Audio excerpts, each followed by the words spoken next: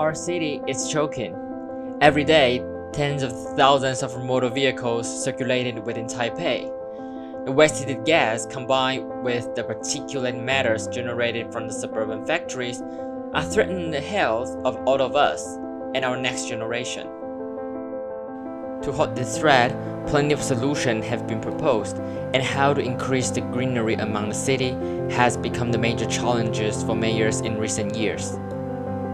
That is, to create a city where there are less noises, cleaner air, and all other creatures could live with us in a harmony way. More specifically, according to planning city planners, these visions could be turned into reality by simply increasing the vegetation within the city we live. But how to achieve that exactly? The idea of garden city has been pulled off in several modern metropolises, such as Paris, Singapore, Vancouver, and this idea has been modified to suit those city contours. Since 2015, the Taipei City Municipality has launched its Farm City policy, intended to turn deserted public areas, rooftops of public buildings, and part of the school and parks into lush patches where flowers and edible vegetables are grown.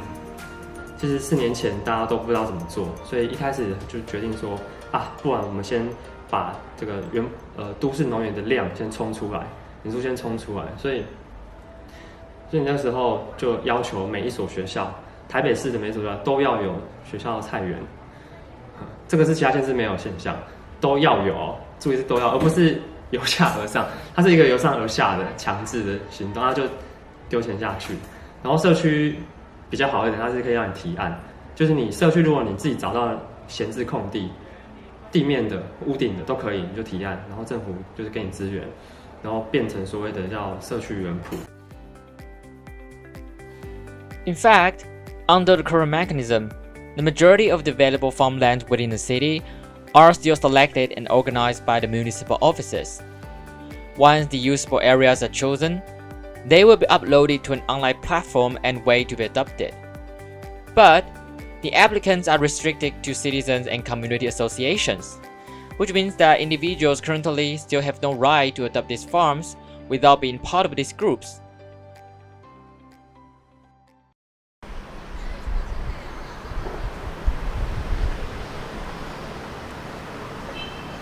We're at the Happiness Farm at Songshan District, Taipei. Having been utilized to build public housing for retired veterans, this square of land was left deserted after the empty houses were torn down many years ago.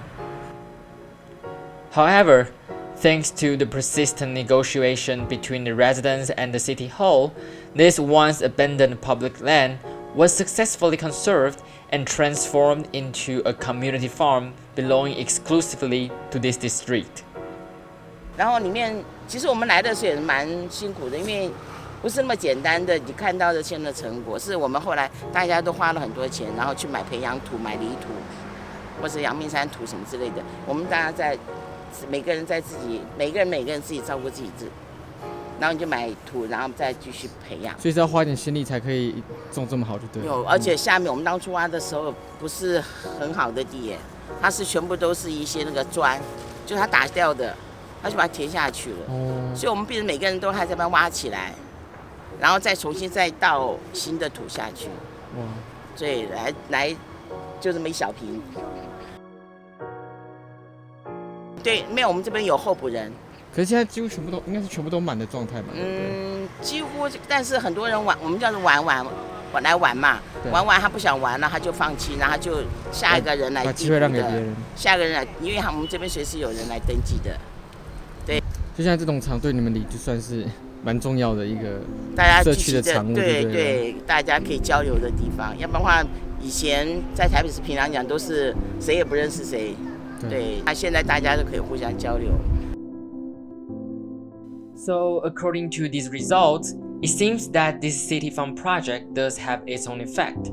As more and more city green fingers have got a chance to experience the pleasure of growing their fantastic food near their condos, they also feel stronger bonds with their neighbors because people right now have a communal area to co-work and spend time together.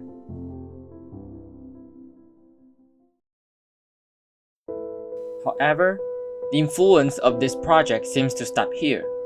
With its current restriction of potential farmlands limiting to public buildings, schools, and parks, as previously mentioned, the qualification of its applicants is another major obstacle that hinders the transformation of the city landscape in Taipei. Motorcycles and vehicles still dominate our streets, and the commercial land use continues to be prioritized in the city development. The improvement of the air quality within the city seems just like an unachievable dream. Even so, on the other side of the world, a group of green fingers is currently trying to break the boundary and redefine the meaning of urban agriculture. On leur fournit, s'ils le souhaitent, de la terre, des graines, et puis on leur permet d'aller à la maison du jardinage à Bercy, avoir des cours de jardinage gratuits pour apprendre encore à mieux jardiner. Le permis de végétaliser, that is, license to vegetate, is an urban greenery project that will turn the most romantic city in the world, Paris, into a lush cosmopolitan hub. According to Paris City Hall, it aims to plant 20,000 new trees, open 30 hectares of supplementary public gardens, or roll out 100 hectares of vegetation on the walls, roofs, and facades of public buildings around the whole city before 2020, all with the sheer effort from its 2.2 million residents. It sounds like an ideal plan, but how is it going to achieve that exactly? Instead of letting the municipal office to decide where and what to plant, the Parisians hold the options. To get a vegetate license, first, you have to pick up a public space, for example, a street corner or a basis of sidewalk trees, then describe explicitly your gardening plan in the application before submitting it to the government. If the plan is approved, usually within 1 month, the gardeners will receive a kit, in which seeds and potting soils are provided. Then voila, you're on your ride to vegetate your favorite urban spot. But don't forget that you have promised while signing in the application. Weed manually and never resort to pesticide in your garden. D'emblée, le projet a été de végétaliser la totalité de la rue. On a fait 3 pieds d'arbres témoins pour les présenter au niveau du conseil de quartier et obtenir une subvention. Et j'espère qu'une fois qu'on aura fait financer la totalité des pieds d'arbres, on obtiendra par le conseil de quartier un petit budget d'entretien.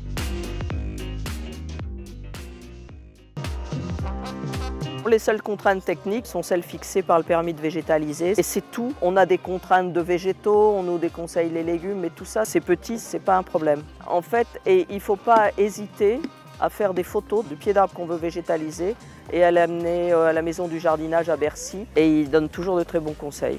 Il n'y a pas de difficulté d'entretien.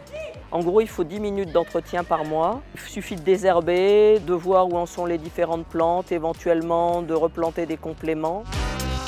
L'accueil des pieds d'arbres a été très bon. On a même senti une modification de l'atmosphère dans la rue. Quand on descend faire de l'entretien, les gens s'arrêtent, nous parlent, nous remercient. Ça leur fait plaisir d'avoir ce nouveau décor. Over time, Parisians have habituated to more rigid and organized gardens, but this vegetate license do create a contagious desire for the citizens to exert their imagination and elevate this historical metropolis. Before 2018, the city has received more than 2,000 applications, and the numbers are still growing. This initiative is praised for its effect to facilitate civic participation, and because of it, the plantation in Paris is no longer restricted to certain designated areas, but really spreads out to the entire city and enters everyone's daily life, which is a scene that is still unfamiliar to many people living in Taipei.